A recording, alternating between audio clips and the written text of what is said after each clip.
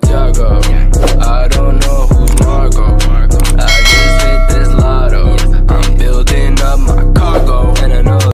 Selamat menonton, enjoy!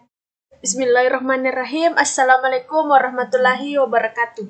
Perkenalkan, nama saya Nur Hidayah Putri, NIM 19.600.020. Program studi Tadris Matematika. Pada kesempatan ini, saya akan membahas materi yang berjudul kepercayaan diri atau self-efficacy dalam pembelajaran matematika.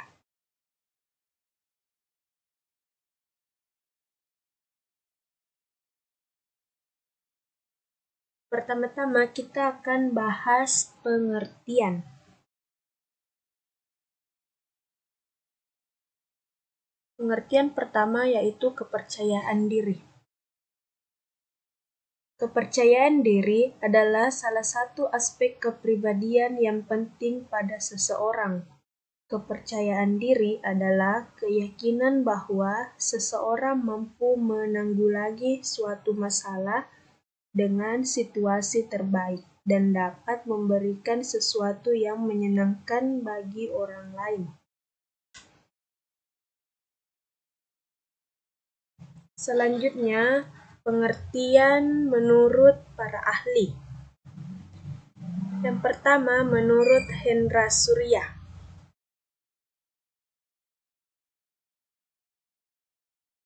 Ia mengatakan bahwa kepercayaan diri adalah suatu keyakinan bahwasanya akan berhasil dan mempunyai kemauan yang keras di dalam berusaha serta menyadari dan mencari nilai lebih atas potensi yang dimilikinya tanpa harus mendengarkan suara-suara sumbang yang dapat melemahkan dirinya, sehingga nantinya dapat membuat perencanaan dengan matang. Sekarang, pengertian kepercayaan diri menurut Rahmat.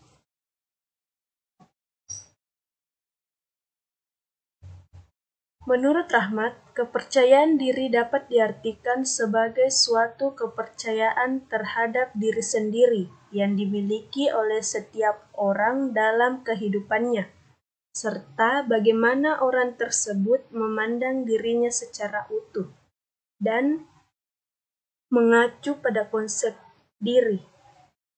Rasa percaya diri juga disebut sebagai harga diri atau gambaran diri. Pengertian kepercayaan diri menurut Mastuti dan Aswi.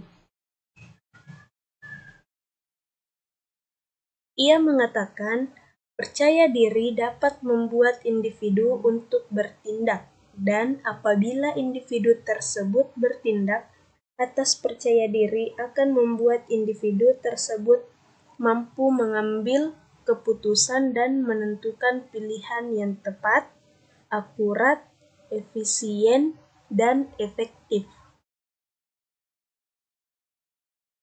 Selanjutnya, kita akan membahas pengertian matematika. Matematika adalah ilmu dasar yang memiliki peran penting dalam proses kehidupan manusia, dan juga matematika merupakan ratunya ilmu. Semua cabang ilmu pasti memerlukan perhitungan.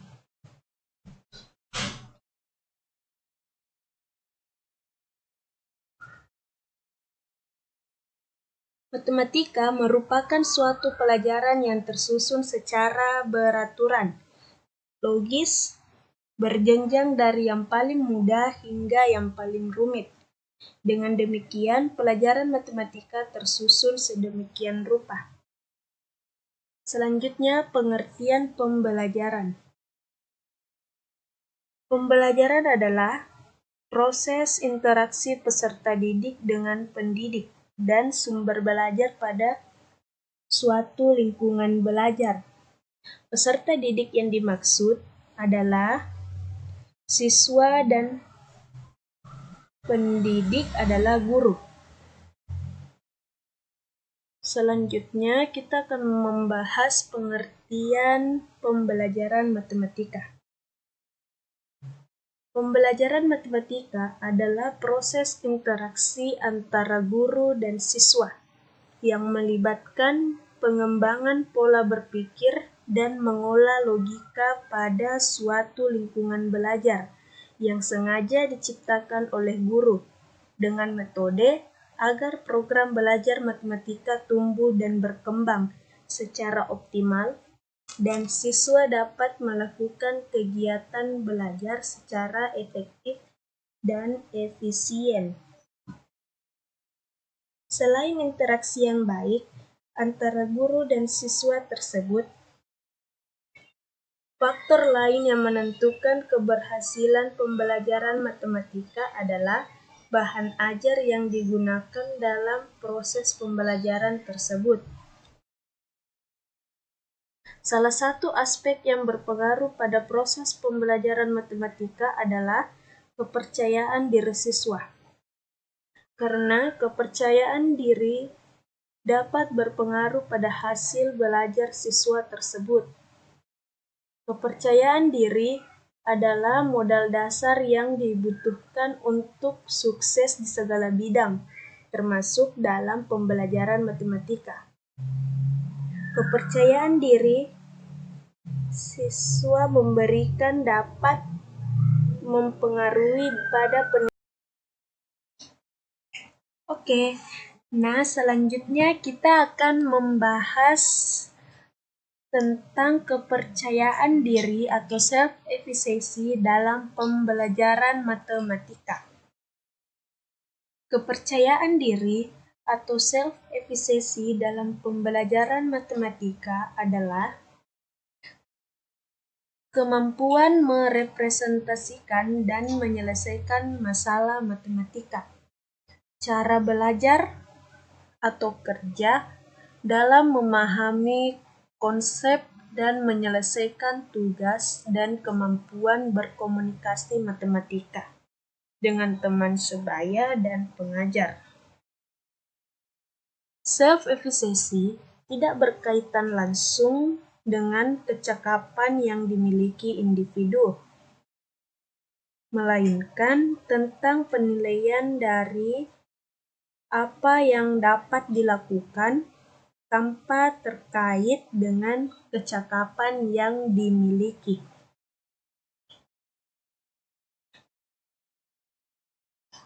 Selanjutnya, yaitu konsep dasar teori self-efficacy.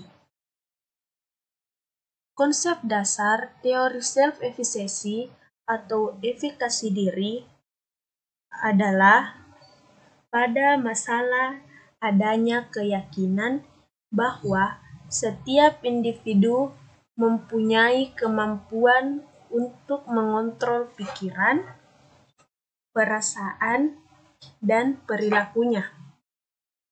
Efikasi diri merupakan masalah persepsi subjektif yang berarti efikasi diri tidak menggambarkan kemampuan yang sebenarnya, tetapi terkait dengan keyakinan yang dimiliki individu.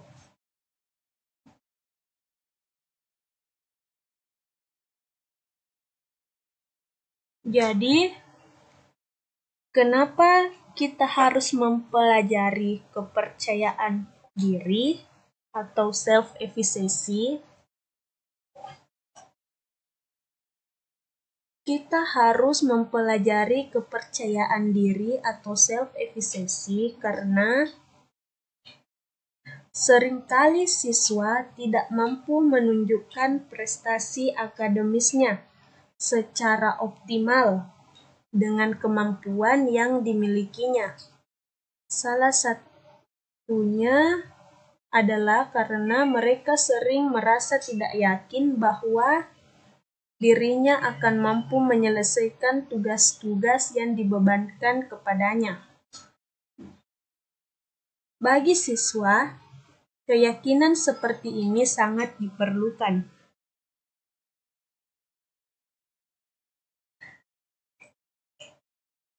Sedangkan menurut Heru Prakosa 1996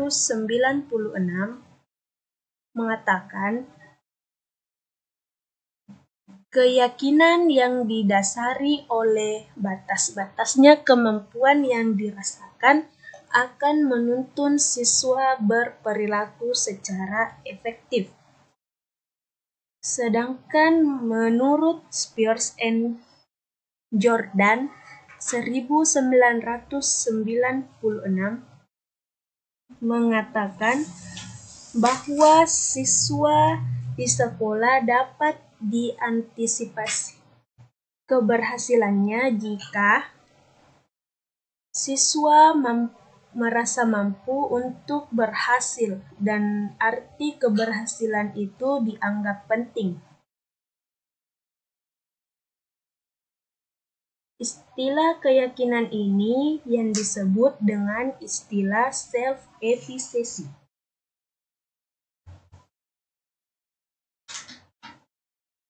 Selanjutnya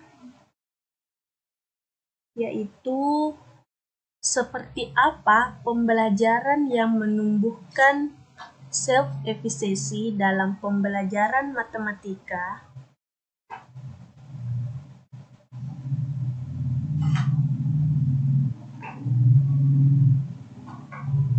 Self-efficacy bukanlah sesuatu yang dibawa sejak lahir atau sesuatu dengan kualitas tetap dari seorang individu, tetapi merupakan hasil dari proses kognitif.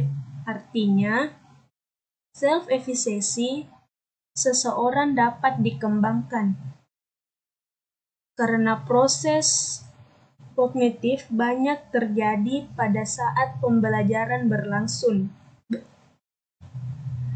Maka perkembangan self-efficacy seseorang dapat dipacu melalui kegiatan pembelajaran. Salah satu strategi pembelajaran yang dapat menumbuhkan self-efficacy siswa terhadap pembelajaran matematika adalah strategi metakognitif. Strategi metakognitif tersebut hanya merupakan salah satu dari strategi-strategi pembelajaran lainnya yang dapat menumbuhkan self-efficacy pada siswa. Lalu, bagaimana seorang guru dapat memodelkan suatu tindakan untuk meningkatkan kepercayaan diri siswanya?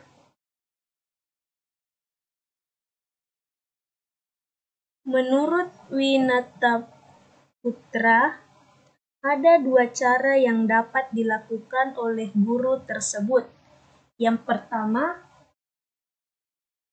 guru harus mengajak siswa untuk melakukan kegiatan-kegiatan yang sulit dengan mencontohkan kegiatan itu sedemikian rupa sehingga siswa dapat belajar untuk memperkirakan kemampuan apa yang diperlukan untuk melaksanakan kegiatan tersebut. Misalnya, dalam menyelesaikan soal cerita, guru sebaiknya tidak menggunakan jalan pintas, sehingga siswa merasa bahwa soal tersebut lebih mudah daripada kenyataannya. Kedua, guru sebaiknya mendemonstrasikan teknik-teknik yang sangat efektif dalam mengatasi aspek-aspek dari kegiatan tersebut yang mungkin menakutkan bagi siswa, sehingga siswa dapat belajar mengendalikan ketakutan dalam situasi-situasi sejenis dan dapat mengatasi cara takut tersebut dengan cara baik. Misalnya, jika ada cara bagi siswa untuk mengecek hasil kerjanya saat mereka berusaha menyelesaikan soal matematika yang sulit, maka Selanjutnya, kita akan membahas bagaimana cara membangkitkan self-efficacy dari diri siswa. Self-efficacy dapat dibangkitkan dari diri siswa melalui 4 sumber, yaitu yang pertama adalah pengalaman otentik.